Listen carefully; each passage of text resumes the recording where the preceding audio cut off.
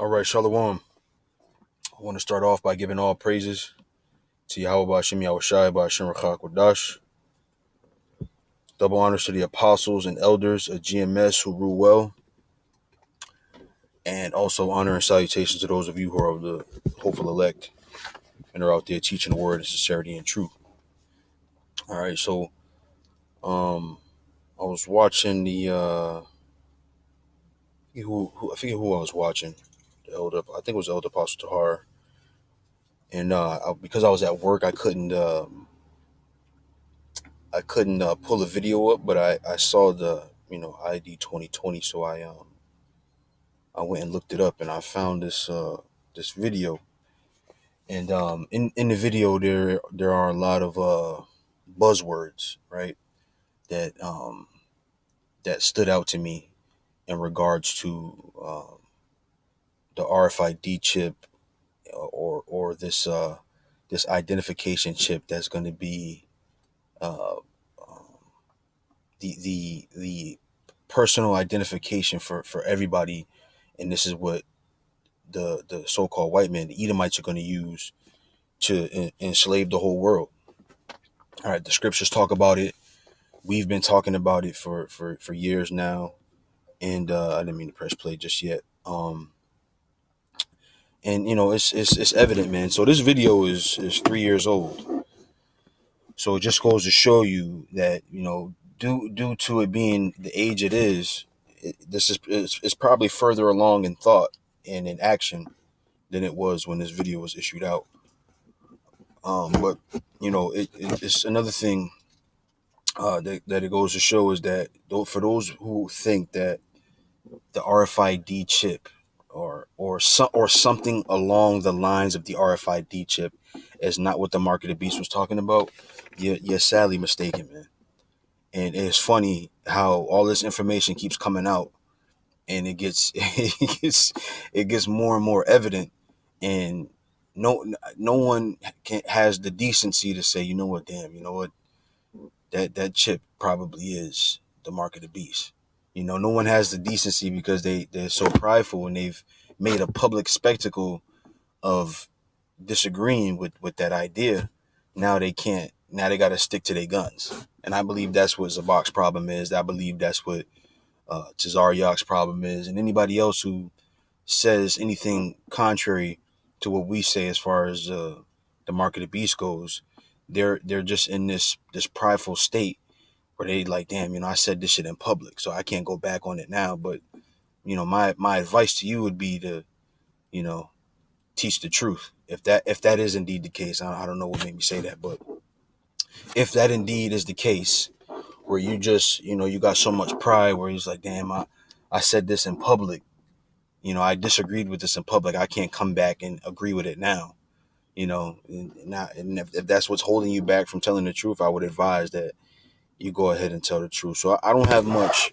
I just want to play the video, and as I hear those buzzwords, I'll point them out.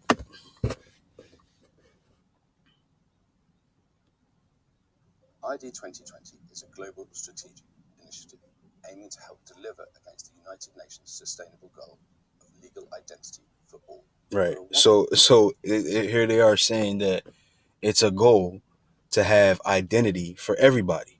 And now, as you watch this video, it's about 2 minutes long, but as you watch this video, they play it in a way where it's like they're helping the billions of people that don't have legal identification, right?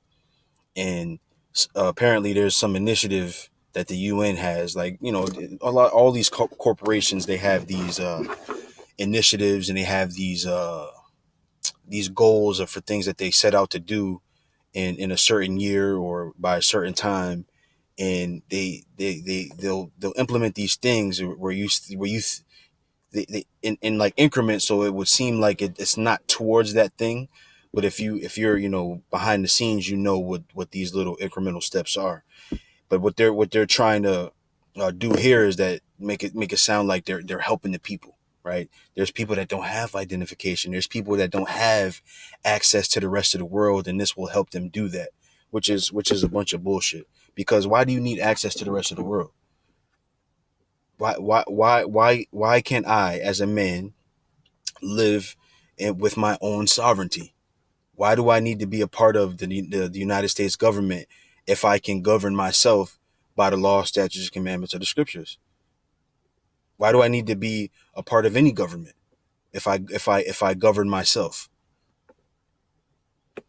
1.5 billion people in the world who don't have a legal identity.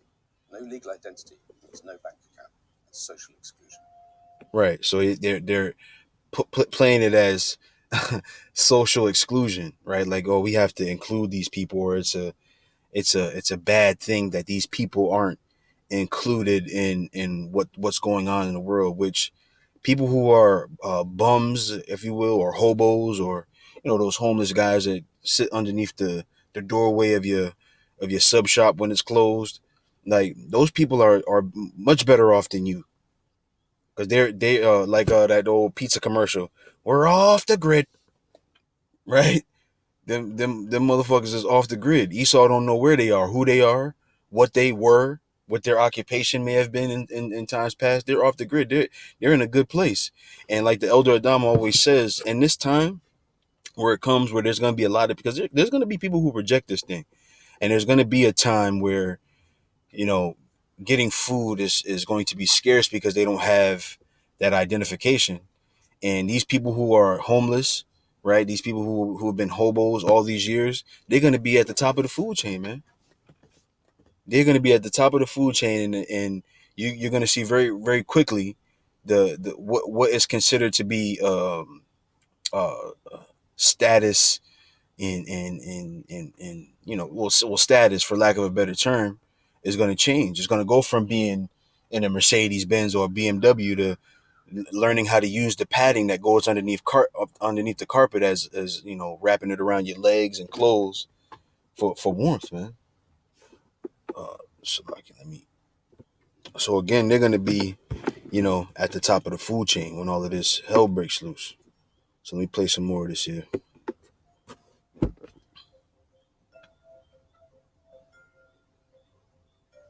It matters to society as a whole. It's incumbent upon those that can to serve those that can't. Right. So they're playing it as a service. Those who can to service those who can't. Why? What is there? Why do I need to be connected to this society, this infrastructure that they're trying to build, other than it being a way for them to control the people? They are playing the role of the Heavenly Father, like it says in Isaiah the 14th chapter, where it says, I will be like the Most High. I will sit in the thrones on high and be like the Most High. That's why they're doing this. They want to have all eyes on everyone at one time. They want to know where everyone is at one time. They want to have the control to cut you off of society if you decide that you're gonna be against what the society wants to perpetuate. That's what it is. This is all about total control, and it was written about in the scriptures. It's going to be an annual conference up until 2030. There will be a mixture of non-governmental organisations, humanitarian agencies, technologists, innovators and policymakers. Technology cannot speak for itself. It requires innovators to talk to policymakers. And this is a forum in which they can do that. Legal identity for 1.5 billion people is complex. PwC does complex. Where would you start? Well, ID 2020 is simple and smart. The summit will look to examine the issues and to work out whether technology can be an enabler for societal good. Once a person has a legal identity, governments and non-government organisations can help people become safe, part of society, financially included and economically active. By bringing the right people to the table, focus. So yeah, that's pretty much it, man. As you can see, as I did a show last week or the week before, I can't remember exactly, about infrastructure and how the world is changing to be able to fit that microchip, man. And this is just further proof of that. And I saw the elder Dama did a show on the same thing. Uh, so, so, I, so I had to get my 2 cents in there. Um, I didn't watch it just yet, but I will soon. But like I said, I just wanted to get that out there. Hopefully that was edifying. I want to give all praises to Yahweh Bashim Yahushai Bashim Ruchak Wadash. Double honors to the apostles and elders of GMS who rule well. Honor and salutations to the hopeful elect. With that, I say shalom.